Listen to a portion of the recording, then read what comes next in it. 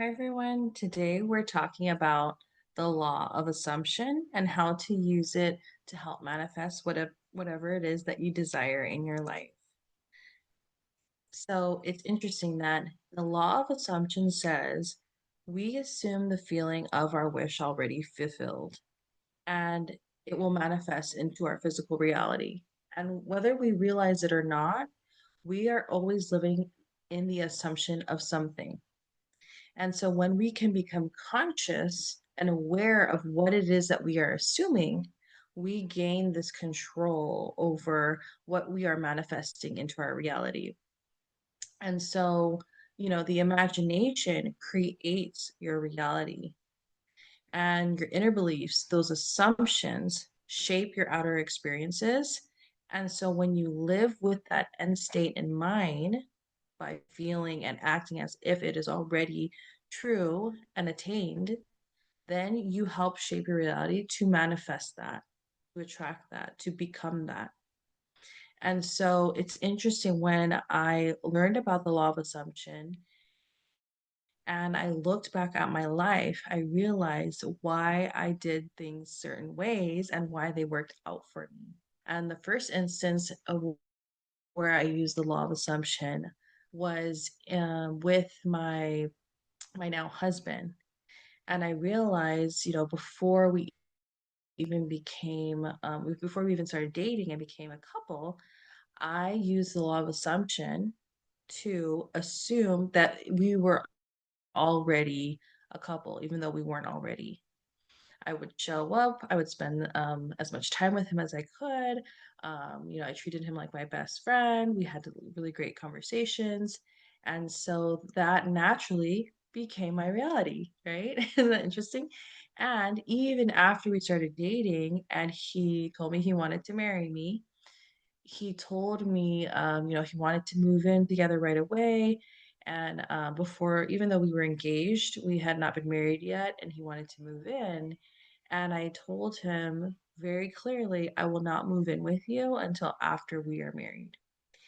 And he didn't really understand it because we were planning to have a longer engagement. We had an engagement of a year and a half. And I still, even though as much as I loved and was excited to be with him, I chose to continue living at home with my family. And I told him, I will not move in with you until we are married. Because to me, moving in before marriage,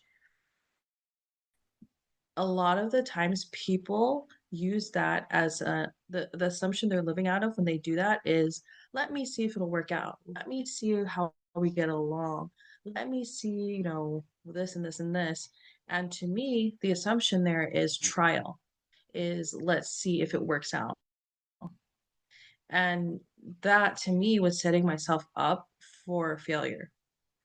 And it's interesting that I had this shift. I didn't know about the law of assumption then, but I had this shift because before I met my now husband, I had been seeing and I had a relationship over 6 years, 7 years where I thought I was going to marry that person, and that was the consciousness I was working out of, and ultimately that relationship failed. And my dad would always tell me, if you're not in it for marriage, if you're not in it forever, then why are you wasting your time?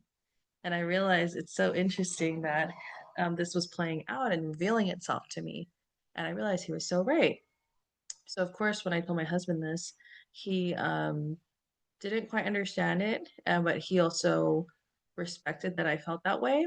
And again, I realized after we got married, and to me, the marriage resemble, confirmed the commitment to forever to make this work no matter what. And so when we moved in together after that, I could truly feel and assume the position of we are going to make this work no matter what, right? We're in it for the long run. We're in together. Despite what might come up, we're going to make it through. And yeah, that's one way in which I've seen the law of assumption work in my life. Another huge time I've seen it work in my life is when my daughter was in the hospital at 23 weeks, born 23 weeks, 1.5 pounds, extremely premature, beginning of the pandemic, brain bleeds, um, heart opening, intubation because she couldn't breathe on her own, all kinds of things. And through that process, heard the voice of God, and God told me, Lily will rise from this, just like her name says, Lily Rose. And I realized the reason, and now I understand, oh, part of the reason, there's a lot of things I understand about the situation now, but in relation to the law of assumption, the reason why this was helpful was that became my mantra.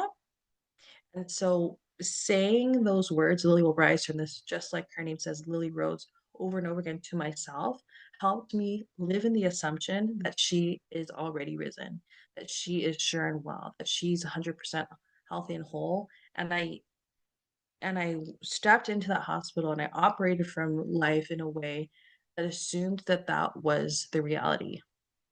And so I consciously, with awareness and intention, went in there being grateful that I was her mom, being grateful that she's returning to 100% health and wholeness. And I would say that to her. I would tell her, I'm so happy that you're getting healthier and healthier every day. I'm so excited to be your mom. I love you. I'm so grateful that you're here. All these things, assuming the assumption of joy, of happiness, because that's the energetic state I would be in if her health and wholeness was already present. And so I embodied that level and state of energy now in the presence, even when people would be like, "What are you talking about? She's sick." The doctors say she might be blind. The doctors are going to say she might have all these different problems because of the brain bleeds. And I could have let that dictate my reality, my stance, and assume the position of defeat, assume this position of, okay, that's what's going to happen. Although I chose to assume a different feeling, a feeling of wholeness, a feeling of gratitude, a feeling of joy, one that was more empowering and that would serve me and my daughter. And so that ultimately, living from that wish fulfilled, created the wish and made it a reality. And she is 100% healthy and whole to this day.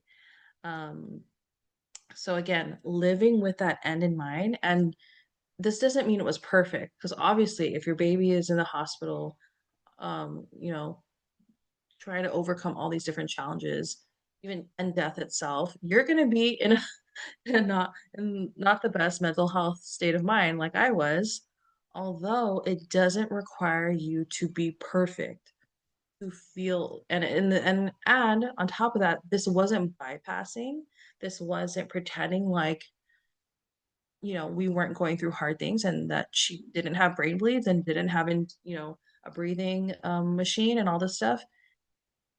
I accepted that. Understood that that was what was happening in this reality, and I chose to interact and come with this level of presence that assumed the end in mind that I desired, that I saw and envisioned in my mind for her and for us. I didn't allow what was happening in this 3D reality dictate what I was creating and manifesting for our future and for the next coming moments in each and every moment. And during this time too, I read a lot of um Joe Dispenza, Bruce Lipton, because I remember reading, or not even reading, I didn't really read much of their stuff before then, but I remember hearing about them talking about things like this in podcasts that I would listen to. And I thought, oh, if I can just, think of that and embody that and learn more about how to change. Because I would hear about all these miracle stories of people returning to health, returning to wholeness. And um, I thought if I could just do that for my daughter, it will be successful. And so I learned, yes, you do not have to live out of this pattern state of being, out of this conditioned state of unconsciousness where you just repeat old patterns. And when I could become aware of that and choose the intention of what I'm creating with the awareness and the energetic presence, then I can manifest a different outcome. And for me, that was the health of my daughter. Um, and so It's fascinating. I was sharing this with my husband today, and he thought, "Oh, wow, that's interesting." Yeah. And I want to share another example of how this has worked in my life is manifesting a different home, a different living situation, a different environment. And when I guess it's happened several times, but I guess one of the biggest ones was living with my husband. First we lived in a small apartment, then we moved to a nicer townhome. And then from that townhome, we moved here to this beautiful, much bigger townhome, beautiful community, gated community with lots of amenities, luxury, like molding and marble and all these things. And I didn't realize it, but I'll use this last move as an example. But the last house we were living, I lived in the assumption, and every house before that, I lived in the assumption and I assumed the position of someone who loved their home. And so, even though at some point it didn't become my ideal living situation anymore, I treated it with so much respect. I had so much gratitude and joy. I decorated it with amazing whatever it was, like bookends. I bought marble bookends because I love them. I bought beautiful custom curtains. I did all this stuff. I went above and beyond because I knew that I would make the best possible case of this scenario. And I love that. And still hold the space for my desire that knows I wanted something more. I wanted a different living situation because when I did that, I assumed the position and the energetic state of somebody who lives in a place that loves their home. So naturally, I'm manifesting a home that I love. And so when I found this place, people were like, "Oh my gosh, how did you find that nice of a home at that price point?" We're able to move in just like that so quickly. Like literally, I made a conscious decision. I want to move now because at some point, I was like, "Okay, I'm ready. I'm ready to move now." And that night, I found the spot, found the place. I came to look at it. I was in awe. I loved it. And then we got the place. And I realized again, that wouldn't have happened if I didn't have gratitude and respect and reverence for the place I was already living in. And assuming the energetic state and intention of being someone who takes good care of their home, who loves their space, who is grateful for my wonderful neighbors and the beautiful sunlight that comes in, which that old apartment, that old townhome did have, and it wasn't at that standard for me anymore. When we moved in there, it was like, oh my gosh, this is so nice and such a beautiful city. I don't even know how I got here. And when you grow and expand and continue to recognize who you are at a deeper level, soul level, and expand even more and let go of old conditioning, your standards change. Your energetic set point changes. And so I knew that home wasn't in resonance anymore. And so while I loved it, I was grateful for it and I treated it with such care and love and joy, and I get to move into a nicer home too, right? And I was only able to do that because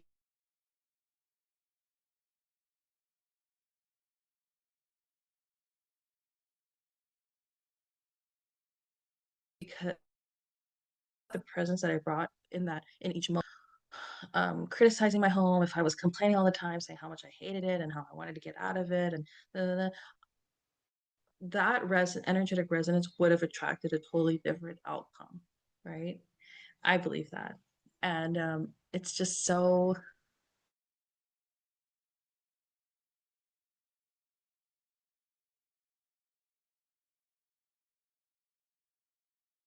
things that we don't even realize. And so I think the most empowering way to see this is determine what it is that you want to experience and kind of look and reflect on your life and even just your day, moment to moment, and see, where am I living that is out of alignment with the assumption that I already have that desire.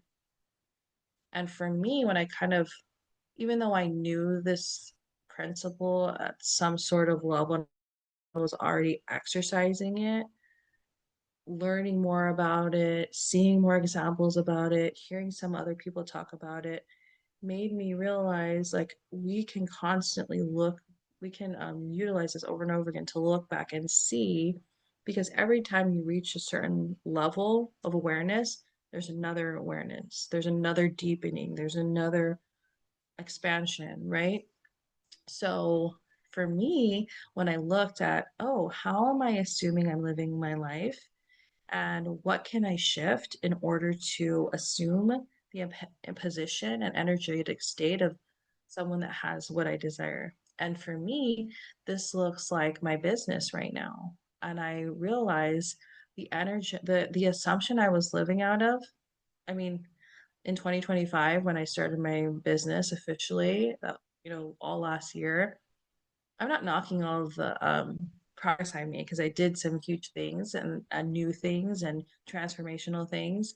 And I recognize that um, there's still a level of assumption in me that is operating out of what if it doesn't work? What if nobody shows up? What if I don't actually help them? Right? There's still that some type of assumption there. And so now I know moving into 2026, I know who I am, I know my self-worth, I know the transformation I offer.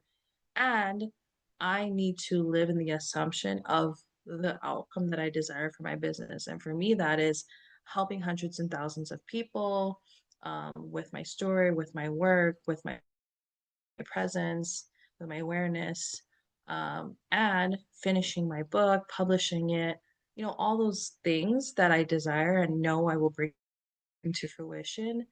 I am going to live in the assumption and live as the assumption of someone who has already achieved that. And it's interesting how naturally, when I follow my intuition, God's guiding me on that path to assume that. Because I've been guided, God's pointing me towards doing more speaking opportunities, becoming more visible, um, speaking on bigger and bigger platforms and bigger audiences. And I realized the reason why God has led me to do that is because I'm assuming the position, I'm assuming the energetic state of somebody who has something to say and people are going to want to listen to it at this at that scale, with that number of people in the audience. And so my part in aligning with that is showing up with that energy of somebody who has great value and transformation to offer. If I showed up to something like that and I spoke quietly and I looked down and I was unconfident, I'm assuming the position of someone who doesn't know what they're talking about, doesn't offer transformational level things, um, isn't a strong communicator, all the things that I don't want to manifest, right?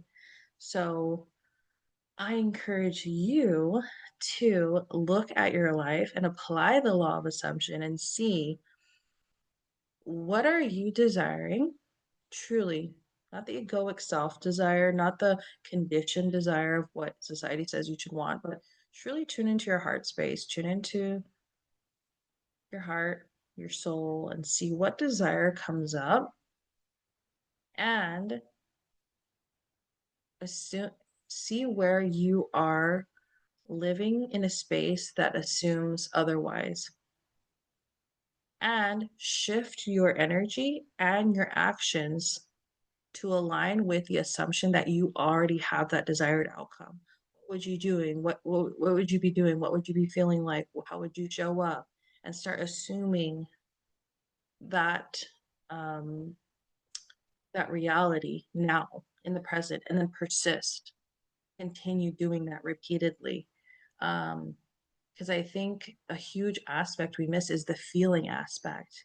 Because when I think of it, when I think of my daughter, and I thought of assuming her total health and wellness 100%. I had gratitude, I had joy, I had, this exuberant feeling of anything is possible.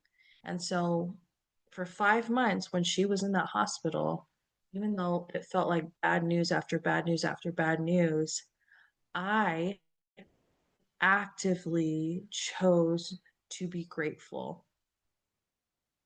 And I knew I had to elicit that feeling and emotion within myself.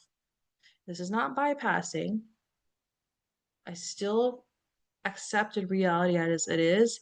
And I also got to be grateful and joyful that I'm a mother. Be grateful and joyful that she's here now. Be grateful and joyful that she's getting healthier day by day. And that helped me elicit that feeling of joy, of gratitude, of love, of excitement, which also matches the outcome of my desire of 100% health and wholeness for her. So this isn't a fake it till you make it. I know some people like to call it that. It's something more precise than that. It's something more true than that. It's something more um, wholesome than that. This requires full integrity, and so there's a difference there, right? And yeah, it's interesting. So I would again, I would look in your life and see. I guess another example is when I think of hitting all those marks in my business of, helping hundreds of thousands of people, publishing my book and seeing it do so well, um, sell, millions of copies, all this stuff, da da da. Da. What energetic state would I be in when I've attained those goals, when I have reached those outcomes? And I realize, you know, in the past year and even now, the energetic motion, because emotions are frequencies, are energetic states of being, elicit those, right? So it didn't match that outcome. So I realized the me that has accomplished those things would feel confident, would feel um, even more confident than I already do, would feel excited, would be pumped up, will be in deep gratitude and joy and surrender and in awe of what she's done.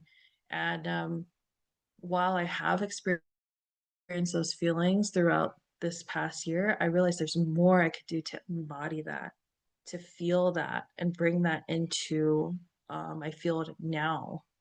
So I can call that in, so I can manifest that. And so, yeah, practicing the law of assumption and using it as a reflection tool, an alignment tool to help you um, really brings things into perspective and really feels empowering about how what you can do to help steer and guide your your experience in the right direction. And yeah, so with the law of assumption, you're focusing on thinking and feeling from your desire already being here. Not thinking of it, not thinking of getting it because then now it's outside of you. Thinking and acting from a place of already having it, not wanting it. Um, Powerful stuff. And so I'll leave you with one last example. I was coaching a client and she wants to manifest her dream home. She wants to manifest uh, you know, hundreds of thousands, maybe millions of dollars in her business. And so, her living situation currently isn't ideal. And so she wants to have her dream home, right? That's one of her desires, one of her manifestation outcomes that she wants. And so in coaching, she came up with, oh, well, I see these places where you could win a lotto or some type of thing and win a house. So I'm going to look for those things and like apply to those things. And so I told her, okay, I understand that although your your future self who has millions of dollars coming in, hundreds of thousands in your business and lives in her dream home would not be looking for free houses through Lotto. Does that make sense? Because someone, um, if you're looking for free houses through a Lotto, the assumption there is I can't buy it outright because I don't have the money. I have to manifest it through a Lotto because it has to be free because I don't have the money to obtain it. And I have to does that make sense? So it's so I was trying to show her how something you think you can do to manifest the outcome, but you're pushing it away by assuming the the position of somebody who wouldn't have millions of dollars coming in. Because if you had millions of dollars coming in, you would just buy your dream house, no problem. And it it kind of caused a little bit of friction, and it can be a little bit of a rude awakening to see um, where our thinking and our perception might still be in lack or disconnection from that which we desire. Because our ultimate truth is one of abundance, wholeness, no fear, no lack of no scarcity. And so when we can assume and live from that position, it will make our manifestations that much more clearer. Yeah, I hope that was a great example. And I'm trying to think of any other examples that I'm thinking of that come up. Um, yeah, if there's any questions on this, I would love to hear your comments or questions, and I can answer them. I think this is so fascinating, and if you use this as a tool to reflect on what you've been assuming in your life so far and how you're going to use this to empower you to live an assumption of a different outcome already attained. And what will that be? And then how will that look like in your life? I'm curious to know.